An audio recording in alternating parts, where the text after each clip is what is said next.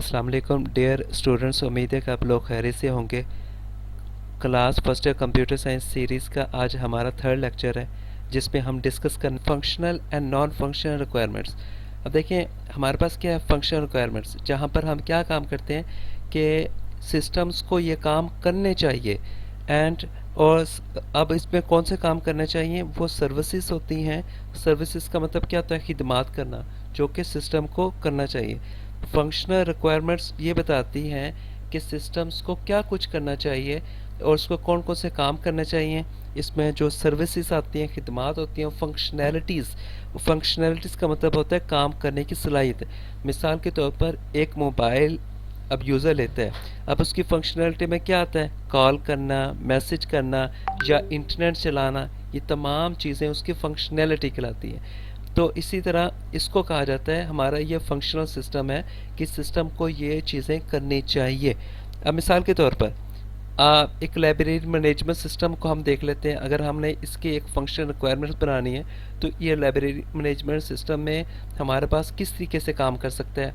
Management का मतलब क्या होता है, मैनेज करना, जिस तरीके से रिकॉर्ड को अपडेट करना, ऐड करना, डिलीट करना, ठीक है, उसको चेंजिंग करवाना, ये तमाम चीज़ें उसकी मैनेजमेंट में कहलाती है। अब देखें बेटा कि फ़र्स्ट ऑफ़ ऑल हम क्या करते हैं, यूज़र की रजिस्ट्रेशन बनाते हैं। यूज़र रजिस्ट्रेशन का मतलब ये होता है कि ऐसे यूज़र जिन्होंने अपने जो पेड यूज़र हैं उनको अनऑथोराइज्ड पर्सन से प्रोटेक्ट करने के लिए हम रजिस्ट्रेशन करते हैं, यानी कि जिसमें यूज़र आईडी और पासवर्ड दिया जाता है ताकि वही और यूज़र उसको ओपन कर सके जिसके पास ये अकाउंट होगा। जिस तरह आप देखें कि अगर आप फेसबुक का कोई भी अकाउंट बनाते हैं, इंस्टाग्राम का, टिकटॉक का, तो फर्स्ट ऑफ ऑल आपको जो भी यूज़ करने से पहले आपको अपना अकाउंट लास्ट में बनाना पड़ता है, जहाँ पर आप साइन अप करते हैं, अपनी डिटेल इंटर करते हैं, ईमेल आईडी और पासवर्ड आप इंटर करते हैं, वो आपकी रजिस्ट्रेशन होती है। इसको कहा जाता है रजिस्ट्रेशन, वो भी तो आपका यूज़र रजिस्ट्रेशन है।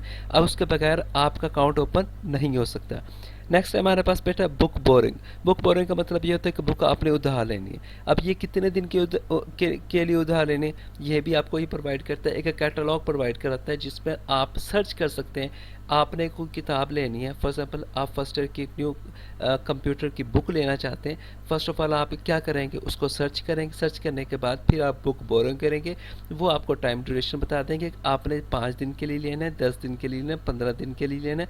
उस 3 दिन के लिए आपका जो है वो फ्री होता है।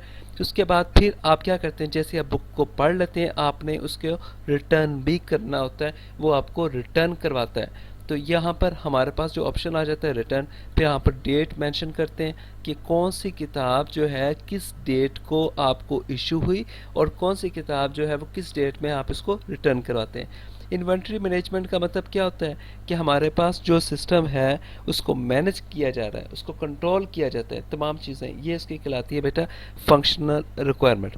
बेटा देखिए नॉन फंक्शनल रिक्वायरमेंट्स में हमारे पास क्या बताता है कि किस तरीके से जो सिस्टम है वो परफॉर्म करेगा कोई भी फंक्शन को। इसमें ये नहीं कहा जाता कि सिस्टम को ये शूट करना चाहिए, बल्कि ये बताया कि किस तरह और कैसे ये चीज़ें परफॉर्म करेगा। इसमें एग्जांपल आ जाती है बेटा यूज़बिलिटी, रिलायबिलिटी, परफॉर्मेंस एंड सिक्योरिटी।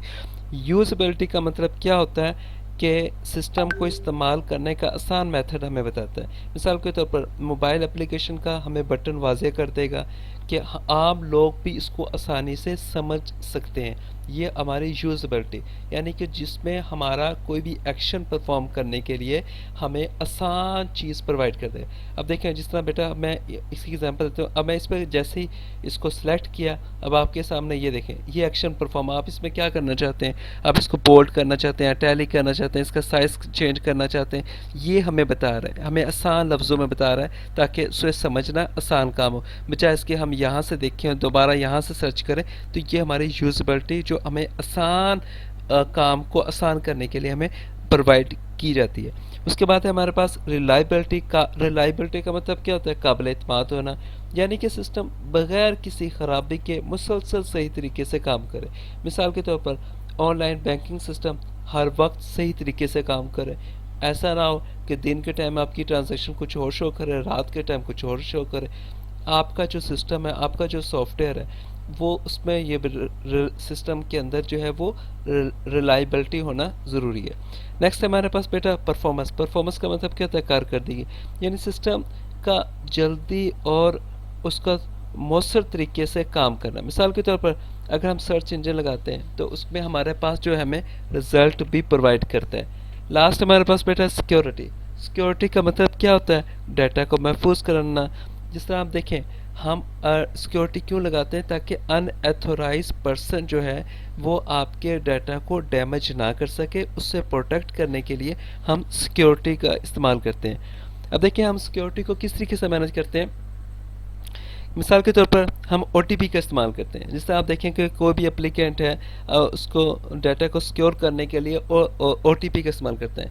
अगर कोई एक ऐसा पर्सन जिसने अपना यूज़र ID पासवर्ड किसी अनदर डिवाइस पर लगा दिया था, उसको लॉग आउट करना भूल गया, लेकिन आपका जो सिस्टम है उसके अंदर ये कंपलसरी होगा OTP का। OTP आपके mobile number, registered mobile number पर ही आती है, जिसमें आपने वो कोड जो 4 डिजिट्स का होता है वो आप इंटर करेंगे, तब आपका जो है वो ओपन करेगा, अदरवाइज़ ओपन नहीं करेगा।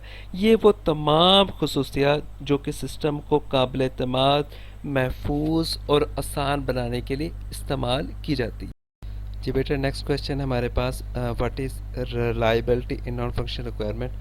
इसका क्या मतलब होता है कि ये सिस्टम जो है वो आपका 99.9% जो है सिस्टम आपके अवेलेबल होना चाहिए, जिसमें आप ज़्यादातर काम करते रहें और बंद होने के चांस जो है वो कम होना चाहिए। अब इसमें क्या होता है कि सिस्टम जो है वो आपका हर वक्त एक्सेसिबल होना चाहिए, अवेलेबल होना चाहिए, जिसमें मिनिमल डाउन टाइम का मतलब ये होता है कि वो कम वक्त के लिए बंद हो, यानी कि ज़्यादा से ज़्यादा आप इस पर काम कर सकें। ये आपका कहलाता है रिलायबिलिटी नॉन फंक्शनल रिक्वायरमेंट में।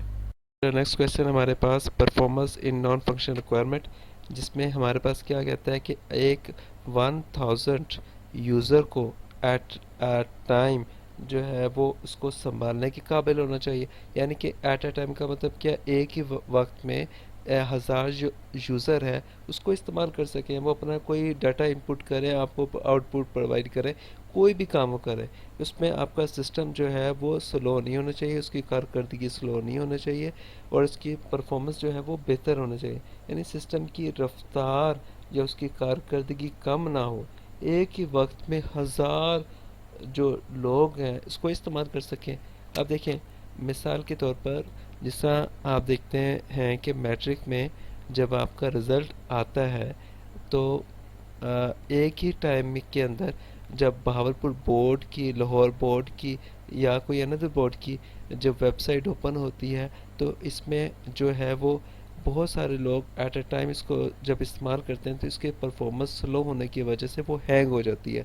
आपने देखा कि फिर आप उसको किसी टाइम पर उसको ओपन कर लेते हैं, सुबह से लेकर रात के टाइम या शाम के टाइम जब उसकी ट्रैफिक स्लो हो जाती है, वो एफिशिएंट वे में वो काम कर रहा होता है, क्योंकि उसमें यूज़र कम थे।